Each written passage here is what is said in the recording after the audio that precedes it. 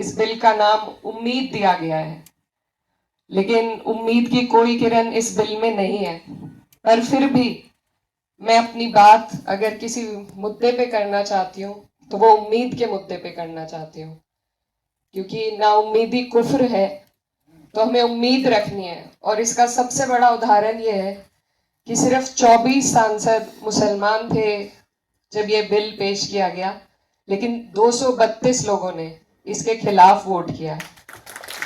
तो ये सबसे बड़ा उम्मीदी का हमारा उदाहरण है। और ये जो हमारा मुल्क है, हमारा देश है, इसमें जब भी ऐसे कोई मामले आए, चाहे सीए एनआरसी हो, चाहे किसान आंदोलन हो, तो उसमें हमेशा अगर कामयाबी हमें हासिल हुई है तो तभी हुई है जब पूरा। आज सबसे पहले मैं एपीसीआर और आईएमसीआर का शुक्रिया अदा करना चाहती हूँ कि आप लोगों ने इतने ज़हीन लोगों को यहाँ पर इकट्ठा किया और सबको अपनी बात रखने का और आगे जो रोड मैप है इस बेहद गंभीर विषय को लेकर वो तय करने का हमें यहाँ पर मौका मिला है। मैं अदीब साहब का धन्यवाद करना चाहती हूँ जो लगातार इस तरह की कॉन्फ्रेंसेस कराते हैं, और इससे हमारा भी जहन खुलता है, हमें भी बहुत सी बातों की जानकारी मिलती है।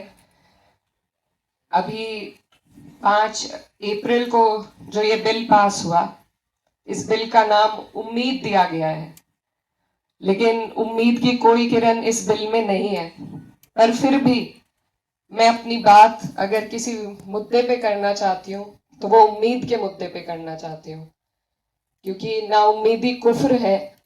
तो हमें उम्मीद रखनी है, और इसका सबसे बड़ा उदाहरण ये है कि सिर्फ 24 सांसद मुसलमान थे जब ये बिल पेश किया गया, लेकिन 232 लोगों ने इसके खिलाफ वोट किया। तो ये सबसे बड़ा उम्मीदी का हमारा उदाहरण है। और ये जो हमारा मुल्क है, हमारा देश है, इसमें जब भी ऐसे कोई मामले आए, चाहे सीए एनआरसी हो, चाहे किसान आंदोलन हो, तो उसमें हमेशा अगर कामयाबी हमें हासिल हुई है तो तभी हुई है जब पूरा समाज हमारा एकजुट होकर किसी मामले के खिलाफ लड़ा है। आज जैसा नदीम भाई बता रहे थे, प्रशांत भूषण जी ने कहा कि वक्फ की जानकारी बहुत से लोगों को नहीं है। तो हमारी सबसे पहले कोशिश यही होनी चाहिए कि हम जागरूक करें, इन्फॉर्म करें, एजुकेट करें वक्फ के मुद्दे पर अपने सभी हर तबके के लोगों को, क्योंकि जब तक हम एक दूसरे की ढाल नहीं बनेंगे हम इस सरकार से नहीं लड़ सकते। और साथ ही मैं ये भी कहना चाहती हूँ कि इसमें सबसे बड़ा रोल मुझे नहीं लगता पॉलिटिशियंस का होगा, नेताओं का होगा, पार्टियों का होगा। इसमें भी मौजूद है, अलग अलग तबके से लोग यहाँ पर आए हैं, और हमें ही कोशिश करनी है कि हम वक्फ के बारे में लोगों तक जानकारी पहुंचाएं, उनको एजुकेट करें, ताकि एकजुट होकर हम इसके खिलाफ लड़ सकें। क्योंकि ये लड़ाई सिर्फ एक कौम के खिलाफ नहीं है। आज अगर इसमें मुसलमानों पर सबसे ज्यादा तीखा हमला हो रहा है, तो आगे और भी बहुत लोग हैं जिनके लिए ये सरकार अपने मंसूबे तैयार कर रही है। तो इसीलिए जरूरत है हमें सबसे पहले बात उम्मीद की करने की और बात एकजुटता की करने की। तो मेरी आप सबसे यही गुजारिश है कि हम लोग संसद में खड़े होकर हम सब ने, यहाँ सभी लोग जो बैठे हैं, सभी ने वक्फ के खिलाफ अपनी बात रखी। हम कामयाब नहीं हो सके क्योंकि हमारे पास नंबर्स नहीं थे, लेकिन ये लड़ाई अभी भी चल रही है, कोर्ट में चल रही है, और मुझे उम्मीद है कि हमारा कोर्ट इंसाफ करेगा। अभी फैसला रिजर्व रखा गया है। अब अगर बात करें कि हमें इस दौरान क्या करना है, तो इस मुद्दे पर हमारी कई बार बात भी हुई है, और इसमें कोशिश यही है कि जहां एक तरफ उम्मीद है वहां दूसरी तरफ तैयारी होनी चाहिए। क्योंकि ये जो सरकार का मंसूबा है, ये पूरे देश में एक एडमिनिस्ट्रेटिव केओस पैदा करने का है। जो छोटे छोटे जिले हैं, कस्बे हैं, सबसे पहले वहीं पर उन लोगों पर सबसे पहले ये परेशानी का पहाड़ टूटेगा जो शायद इसके कानून सही तरीके से नहीं जानते, नहीं समझते। तो मैं, क्योंकि यहाँ पर सभी जिम्मेदार लोग मौजूद हैं, सिर्फ ये कहना चाहती हूँ कि अगर हम कोशिश करें सिविल सोसाइटी के माध्यम से छोटे छोटे कस्बों में, छोटे जिलों में वक्त की जानकारी पहुंचाने की, तो मुझे लगता है उससे बहुत लोग हमारे साथ इस मुहिम में जुड़ेंगे। और दूसरी बात, क्योंकि यहाँ पर सभी लोग बहुत कुछ करना चाहते हैं लेकिन रास्ता समझ में नहीं आता है, तो मेरी जो छोटी सोच है उससे मुझे ये लगता है कि अगर हम लीगल कैंप्स, लीगल एड अभी से हम ऐसे लोगों की तैयारी करें जो हर जिले में, हर कस्बे में, जहां भी इस तरह के मुद्दे उठते हैं, जैसा संभल में उठ चुका है, उसके अलावा भी, क्योंकि कोर्ट सिर्फ सारे मामले सुप्रीम कोर्ट में लाए जाए ये भी मुमकिन नहीं हो पाता, लोअर कोर्ट से लेके हाई कोर्ट से लेके सुप्रीम कोर्ट तक हमें ऐसे लोगों को जोड़ना पड़ेगा जो जब ये मुद्दे जहां उठे उनके लिए एक तरमीम बनाई जाए कि कैसे उस जगह पर इस लड़ाई को हम लड़ सकें। अभी हमारे एक स्टूडेंट लीडर थे, उन्होंने बहुत अच्छी बात कही और समाजवादी पार्टी पर भी सवाल उठाया। ये जगह पार्टी की बात करने की नहीं है, लेकिन मैं फिर भी ये कहना चाहती हूँ कि हमारे देश में जो भी कुछ हो रहा है वो राजनीति से होकर गुजरता है, जैसे कि वक्फ भी है।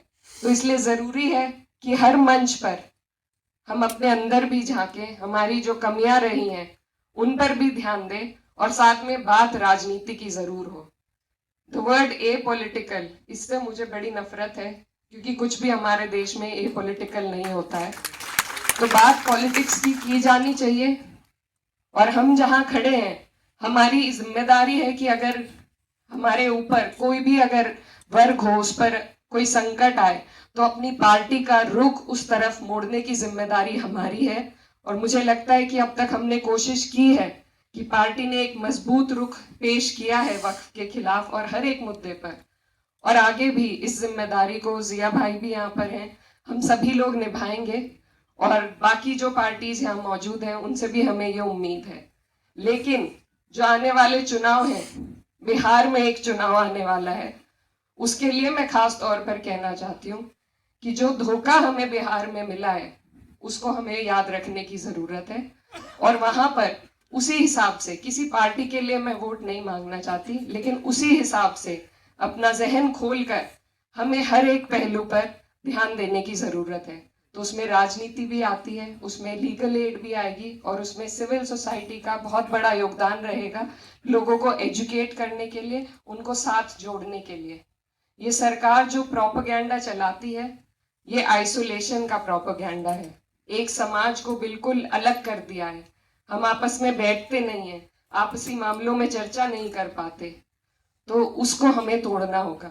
हमें सबको अपनी परेशानियों से अवगत कराना होगा और उनकी परेशानियों की जानकारी रखकर एक दूसरे की ढाल बनकर एक दूसरे का साथ देना होगा, एक दूसरे के साथ खड़े होना होगा। तभी मुझे लगता है कि इस तरह की कोई भी जंग हम जीत पाएंगे।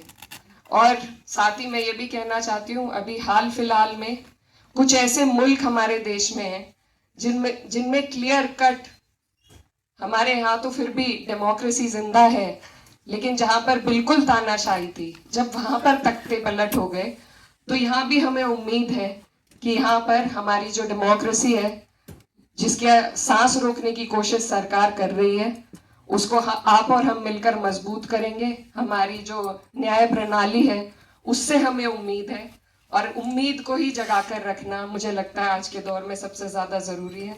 तो बस ज्यादा वक्त न लेते हुए आप सभी का शुक्रिया, खास तौर पर APCR और IMCR का, कि उन्होंने ये मंच दिया हमें जिससे हम अपनी बात पहुंचा सके। और यही कोशिश करनी चाहिए कि न सिर्फ दिल्ली में बल्कि जो छोटे शहर हैं हमारे, जहां सबसे ज्यादा जरूरत है लोगों को इस बारे में एजुकेट करने की, उस पर भी नदीम भाई और सब लोग मिलकर काम करेंगे। बहुत बहुत शुक्रिया, धन्यवाद।